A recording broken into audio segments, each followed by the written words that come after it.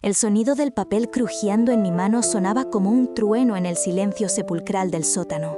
Mis dedos temblaban tanto que apenas podía sostener la linterna, cuyo haz de luz bailaba nerviosamente sobre la factura que acababa de encontrar escondida dentro de una vieja bota de invierno. No era un recibo cualquiera, era una confirmación de compra de una villa en la costa, pagada al contado, 300.000 euros. Sentí una náusea violenta subir por mi garganta. Hace solo 2 horas, Damián me había gritado en la cocina con las venas del cuello hinchadas y el rostro rojo de ira, diciéndome que no podíamos permitirnos comprarle un abrigo nuevo a nuestra hija, que estábamos en la ruina, que yo gastaba demasiado en comida. Me había hecho sentir pequeña, estúpida, una carga. Y ahora aquí estaba yo, respirando el olor a moho y mentiras, sosteniendo la prueba de que mi marido, el hombre con el que había compartido 20 años de mi vida, era secretamente millonario. Pero lo peor no era el dinero. Lo peor era la fecha en el documento. 3 meses viéndome llorar por las facturas, y él no había dicho nada. De repente, la puerta del piso de arriba se abrió. ¿Regina? Su voz retumbó, bajando las escaleras con esa falsa inocencia que ahora me helaba la sangre. ¿Qué haces ahí abajo a oscuras? Apagué la linterna de golpe, mi corazón golpeando mis costillas como un pájaro enjaulado. Sabía que si subía esas escaleras ahora mismo, mi vida, tal y como la conocía, terminaría esta noche. Todo comenzó mucho antes de esa noche en el sótano. Si miro hacia atrás, las señales estaban ahí, invisibles para una mujer cegada por la confianza y el agotamiento, pero evidentes para cualquiera que prestara atención. Me llamo Regina, tengo 43 años y hasta hace poco mi vida se definía por una sola palabra: supervivencia. Damián y yo llevábamos casados 2 décadas. Al principio éramos un equipo, 2 jóvenes soñadores que construían un hogar desde cero.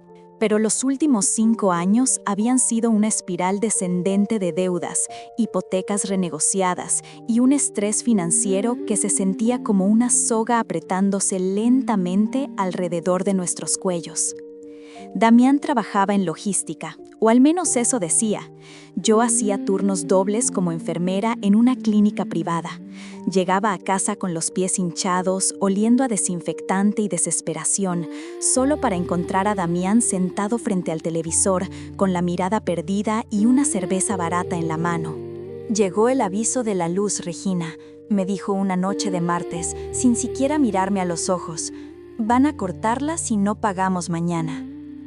Sentí ese familiar nudo en el estómago. Dejé mi bolso en la mesa de la entrada, notando cómo el barniz estaba descascarillado. Todo en nuestra casa gritaba decadencia. Pagaré con lo que guardé para la revisión del coche, suspiré, quitándome los zapatos. El alivio de caminar descalza sobre la alfombra gastada fue efímero. Pero Damián, necesito que hables con tu jefe. Dijiste que te darían ese bono. Él se giró lentamente. Sus ojos, que antes me miraban con amor, ahora estaban fríos, calculadores. No me presiones, Regina. Hago lo que puedo. ¿Crees que me gusta vivir así? ¿Crees que disfruto siendo un fracasado? Su autocompasión siempre funcionaba. Me sentí culpable al instante. Me acerqué y puse una mano en su hombro. La tela de su camisa se sentía áspera, vieja. Lo sé, cariño, saldremos de esta, siempre lo hacemos. Si hubiera sabido la verdad en ese momento, le habría arrancado esa camisa a tiras. Las semanas pasaron y la crisis pareció empeorar. Damián se volvió más irritable. Empezó a controlar cada céntimo que yo gastaba. Me pedía los recibos del supermercado y los revisaba con lupa. ¿Aceite de oliva virgen, Regina?, me recriminó una tarde, agitando el ticket en mi cara. ¿Te crees que somos la realeza? El de girasol sirve igual. Estamos ahorrando, por Dios. Me mordí la lengua para no gritar. Yo trabajaba 12 horas al día. Merecía al menos cocinar con algo decente. Pero asentí, sumisa, tragándome la humillación para mantener la paz en casa.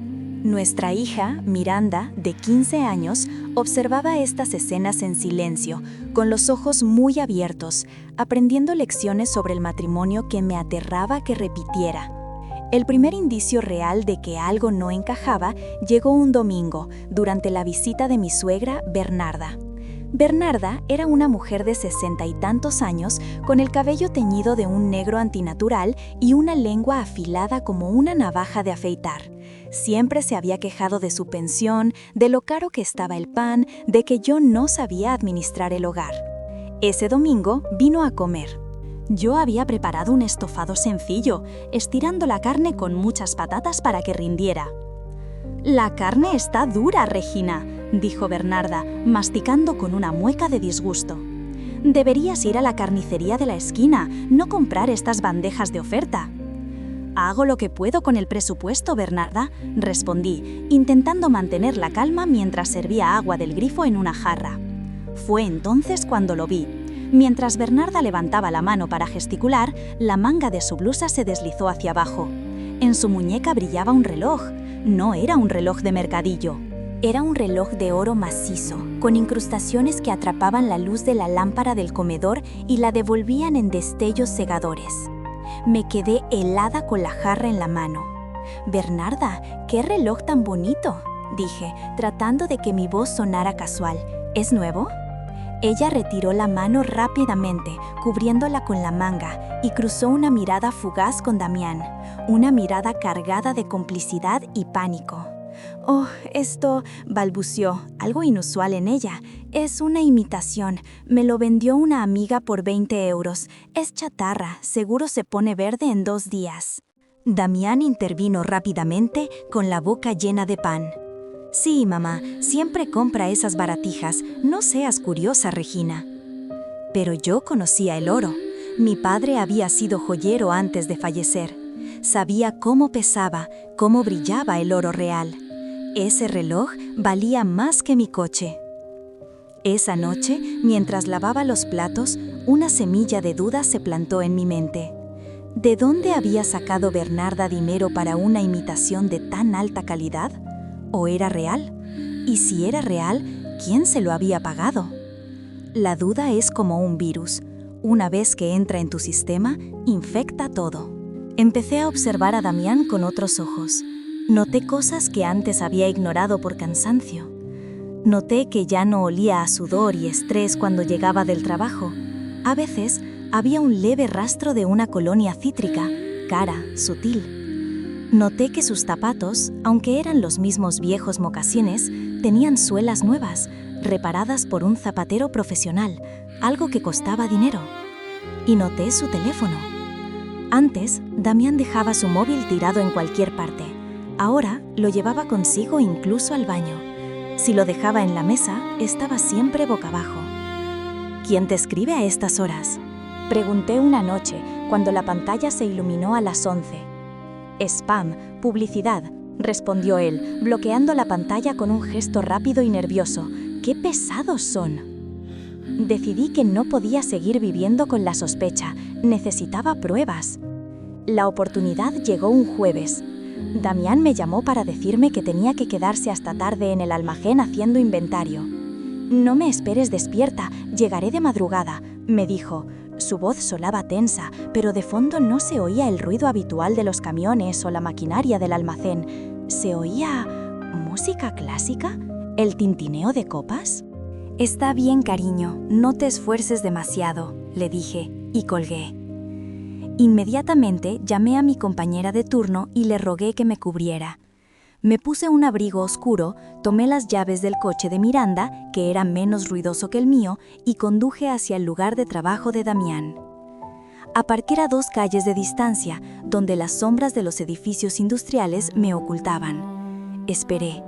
El frío del coche se colaba en mis huesos, pero la adrenalina me mantenía caliente. A las 8 en punto, Damián salió, pero no salió con su uniforme de trabajo. Llevaba un traje azul marino que le quedaba impecable, un traje que yo nunca había visto en nuestro armario. Se subió a un coche que no era el nuestro, un sedán negro, brillante, de esos que solo ves en las revistas de ejecutivos. ¿De quién era ese coche? Lo seguí. Mis manos sudaban sobre el volante. Mantuve una distancia prudente, rezando para que los semáforos no me traicionaran. Condujo hacia el centro de la ciudad, hacia la zona financiera, donde los restaurantes tienen valet parking y los menús no tienen precios en la puerta. Se detuvo frente a un restaurante italiano de lujo, la Dolce Vita. Lo vi bajar del coche. Le entregó las llaves al aparcacoches y le dio una propina. Vi el billete. Era verde. 50 euros. Damián acababa de dar de propina lo que nosotros gastábamos en comida para 3 días. Me quedé en el coche, paralizada. Las lágrimas nublaban mi vista. ¿Tenía una amante? Esa era la explicación lógica. Un hombre con un traje nuevo, dinero gastado en secreto, cenas caras, tenía que ser una mujer. Pero entonces llegó alguien más. No era una mujer joven y despampanante. Era Bernarda. Mi suegra bajó de un taxi vestida con un abrigo de piel real y tacones. Damián la recibió con un beso en la mejilla y ambos entraron al restaurante riendo. Mi marido y su madre gastando una fortuna en una cena mientras yo comía sobras en casa. La confusión era mayor que el dolor. ¿De dónde salía el dinero? Regresé a casa antes que él. Me metí en la cama y fingí dormir. Cuando él llegó, 3 horas después, olía a vino caro y a trufa. «¿Qué tal el inventario?», murmuré en la oscuridad, con el corazón latiendo tan fuerte que temía que él lo escuchara. «Ah, agotador», suspiró, quitándose la ropa en la oscuridad. «Un desastre. La empresa va mal, Regina. Quizás recorten personal el mes que viene. Estoy muy preocupado». La mentira salió de su boca con tanta naturalidad que sentí un escalofrío. Era un sociópata. Estaba cenando lujo con su madre y volvía a casa para aterrorizarme con el desempleo. Al día siguiente, comencé mi búsqueda implacable. Aproveché que Damián se fue a trabajar y revolví la casa. Busqué en los cajones, debajo del colchón, en los bolsillos de sus abrigos viejos. Nada. Entonces recordé el sótano. Damián había insistido mucho últimamente en que el sótano estaba peligroso y lleno de ratas y que yo no debía bajar. Había puesto un candado nuevo en la puerta. Por seguridad, había dicho. Busqué las llaves de repuesto en el fondo de su caja de herramientas, donde solía esconderlas. Allí estaban. Bajé las escaleras de madera, que crujían como huesos viejos. El olor a humedad me golpeó. El sótano estaba lleno de cajas de trastos, pero en una esquina había un escritorio viejo que Damián usaba para sus proyectos. Empecé a abrir cajones. Papeles viejos, manuales de instrucciones, nada importante. Estaba a punto de rendirme cuando vi una de sus viejas botas de invierno tirada en el rincón detrás del escritorio. Parecía fuera de lugar. La levanté y sentí algo dentro. Metí la mano y saqué un sobre grueso de color manila. Y ahí estaba, la escena con la que comencé mi relato. Dentro del sobre no solo estaba la escritura de la villa en la costa, había extractos bancarios. Banco Privado Internacional, titular Damián Vargas, saldo 4.500.000 euros, 4,5 millones. Me tuve que sentar en el suelo sucio porque las piernas me fallaron. Miré las fechas. El ingreso inicial había sido hace 6 meses. Lotería Nacional, primer premio. 6 meses. Durante 6 meses, él había tenido 4,5 millones de euros en el banco. Durante esos 6 meses, yo había vendido mis joyas familiares para pagar la ortodoncia de Miranda. Durante esos 6 meses, él me había negado unas vacaciones de fin de semana porque no había dinero. Durante esos 6 meses me había visto llorar de estrés y no había hecho nada. La crueldad de su silencio era más dolorosa que cualquier infidelidad física. No solo me ocultaba el dinero, me estaba privando de una vida digna, disfrutando sádicamente de mi sufrimiento mientras él y su madre vivían como reyes a mis espaldas. Escuché la puerta de arriba abrirse. Damián había vuelto antes. Escondí el sobre dentro de mi ropa, pegado a mi piel, sintiendo el papel frío contra mi estómago. Subí las escaleras temblando, y cuando me encontró en el pasillo, le dije que había bajado a buscar un bote de pintura. Me creyó. Su arrogancia le impedía pensar que yo pudiera ser más lista que él. Esa noche no dormí. Mi mente trabajaba a 1000 por hora. Si lo confrontaba ahora, él lo negaría, escondería el dinero o peor, se divorciaría y me dejaría sin nada, alegando que el premio era bienes privativos o cualquier trampa legal. Necesitaba asesoramiento y necesitaba ser más fría que él. Al día siguiente llamé a Celeste. Celeste era una vieja amiga de la infancia, ahora una abogada de divorcios temida en la ciudad. Nos reunimos en una cafetería lejos de mi barrio. Le mostré las fotos que había tomado de los documentos con mi móvil.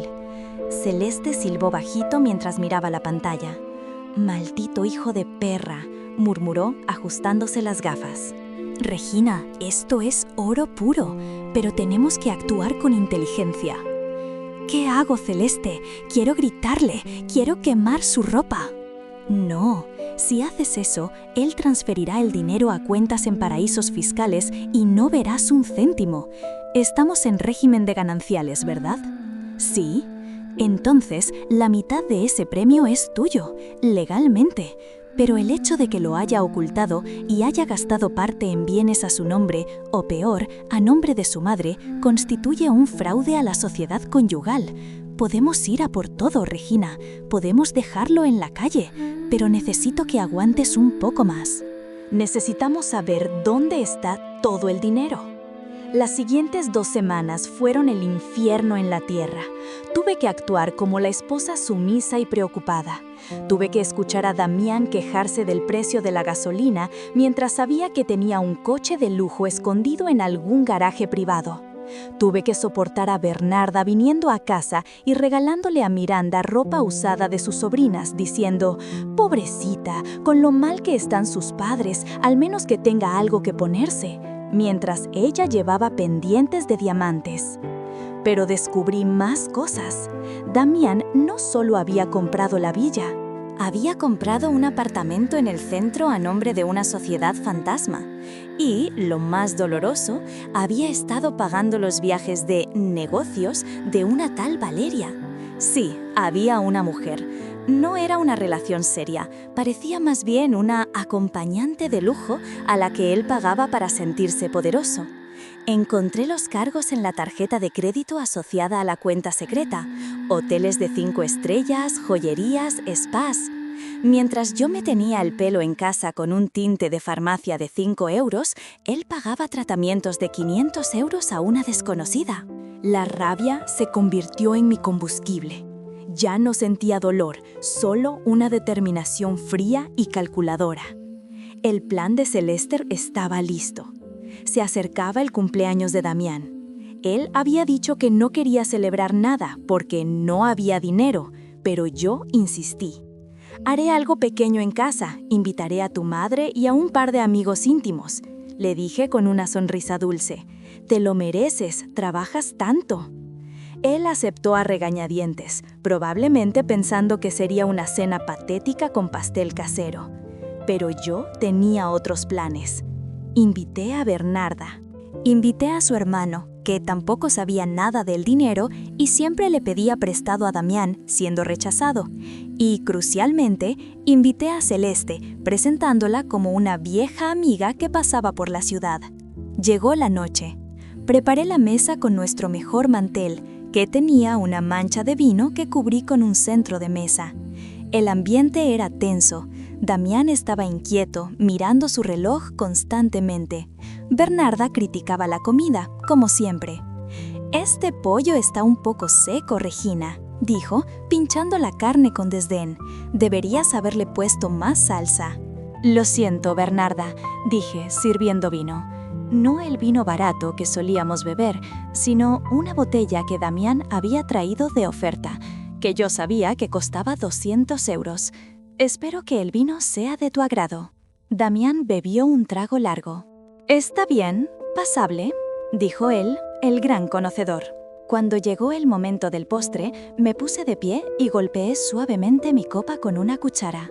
«Quisiera hacer un brindis», dije. Todos me miraron. Miranda dejó su móvil. Damián suspiró, aburrido. Damián, llevamos 20 años juntos. Hemos pasado por mucho, sobre todo estos últimos meses, que han sido tan difíciles económicamente. Damián asintió, poniendo cara de mártir. Sí, han sido duros, pero saldremos adelante, dijo él, repitiendo su guión habitual. Sé cuánto te preocupa nuestro futuro, continué, caminando alrededor de la mesa. Sé cuánto te duele no poder comprarle cosas a Miranda o no poder llevar a tu madre de viaje. Bernarda soltó un bufido.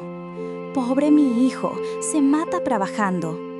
Por eso, dije, sacando un sobre grueso de mi bolsillo, el mismo sobre Manila, tengo un regalo muy especial para ti. Un regalo que solucionará todos nuestros problemas. Damián frunció el ceño. Sus ojos se clavaron en el sobre. Creo que reconoció el color o quizás el grosor. Su rostro palideció ligeramente. Regina, no tenemos dinero para regalos. ¿Qué has hecho? Ábrelo, insistí, con una sonrisa que no llegaba a mis ojos. Damián tomó el sobre con manos vacilantes. Bernarda estiraba el cuello para ver. Damián abrió la solapa. Sacó el primer papel. Era una fotocopia ampliada del boleto de lotería ganador. El silencio que cayó sobre la mesa fue absoluto. Se podía escuchar el zumbido de la nevera. La cara de Damián pasó del pálido al gris ceniza. Se le cayó la copa de vino, manchando el mantel blanco de rojo sangre. ¿Qué es esto?, balbuceó. Es el boleto de lotería que ganaste hace 6 meses, cariño, dije con voz suave, pero letal. 4,5 millones de euros. ¡Felicidades! Bernarda soltó un grito ahogado. Su hermano se levantó de golpe. ¿Qué? ¿4 millones? Damián, ¿es eso cierto?, gritó el hermano. Me dijiste que no tenías ni para prestarme 50 euros para medicinas. Damián miró a su madre, luego a mí. Sus ojos eran los de un animal acorralado. Regina, tú no entiendes. Era una sorpresa. Iba a decírtelo. ¿Una sorpresa de 6 meses? Le corté, mi voz subiendo de tono. Mientras yo lloraba por las facturas, mientras tu hija andaba con zapatillas rotas. Sigue mirando el sobre, Damián. Hay más. Él sacó los siguientes papeles. Eran las fotos de él con Valeria, las facturas de los hoteles, la escritura de la villa y finalmente la demanda de divorcio. Celeste, por favor, dije, cediéndole la palabra a mi abogada. Celeste se levantó, implacable y profesional. Damián Vargas, en este momento se le ha notificado una demanda de divorcio contencioso. Además, hemos solicitado y obtenido una orden judicial cautelar esta misma mañana. Todas sus cuentas bancarias, incluida la del Banco Privado Internacional, han sido congeladas. La villa en la costa ha sido embargada preventivamente. No puedes mover ni un euro. Damián se levantó, tirando la silla. ¡Zorra!, me gritó, con el rostro descompuesto por la ira. ¡Me has estado espiando! ¡Ese dinero es mío! ¡Yo compré el boleto! Casados en gananciales, Damián, le recordó Celeste con frialdad. La mitad es de ella. Y dada tu conducta fraudulenta y la ocultación de bienes, el juez probablemente te obligue a pagar costas, indemnizaciones y una pensión compensatoria que te dejará temblando. Y Hacienda también ha sido notificada. Parece que olvidaste declarar ciertas inversiones.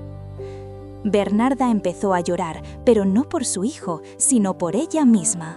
«¡Mi reloj! Me dijiste que me comprarías la casa de al lado», le gritó a Damián golpeándole el brazo. «Eres un idiota, te has dejado pillar». La escena era grotesca, madre e hijo peleando, el hermano gritando insultos, y Miranda. Mi pobre Miranda estaba llorando en silencio en la esquina. Fui hacia ella y la abracé. «Vámonos, cariño», le dije. «Nos vamos a un hotel bonito. Y mañana iremos a comprarte esas zapatillas y todo lo que necesites». Salimos de esa casa dejando atrás el caos.